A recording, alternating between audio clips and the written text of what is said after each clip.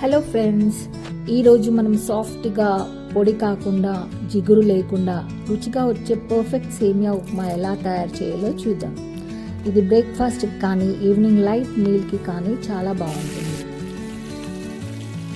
ముందుగా ఒక ప్యాన్లో నూనె వేడి చేసి జీలకర్ర, శనగపప్పు, పల్లీలు వేసి లైట్ బ్రౌన్ అయ్యే వరకు వేయించాలి. ఇప్పుడు పచ్చిమిర్చి, తరిగిన ఉల్లిపాయలు, సన్నగా తరిగిన క్యారెట్ ముక్కలు, గ్రీన్ పీస్, ఉప్పు, పసుపు వేసి అవి సాఫ్ట్ అయ్యే వరకు వేయించాలి. అవి బాగా వేగాక సేమియాను వేసి తక్కువ మంట మీద లైట్ గోల్డెన్ కలర్ వచ్చే వరకు వేయించాలి.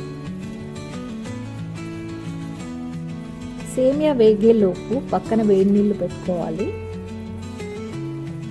నీరు సేమియా రేషియో 2:1 తప్పక పాటించాలి. కొంచెం స్పైసీనెస్ ఎక్కువ కావాలంటే ఒక 1/2 స్పూన్ కారం యాడ్ చేయండి. ఇలా పొడి పొడిగా రావాలి. వచ్చాక వాటర్ యాడ్ చేసుకోవాలి.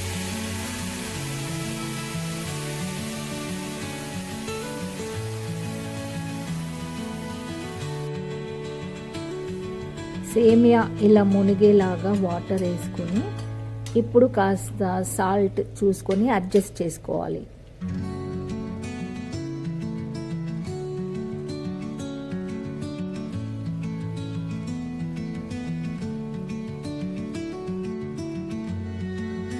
ఇప్పుడు స్టవ్ సిమ్లో పెట్టుకొని ఒక 1 మినిట్ మూత పెట్టి తీసి ఆ తర్వాత ఇలా ఒకసారి కలుపుకోవాలి.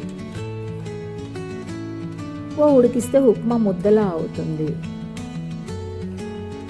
చివరగా కొత్తిమీర వేసి స్టవ్ ఆఫ్ చేయాలి.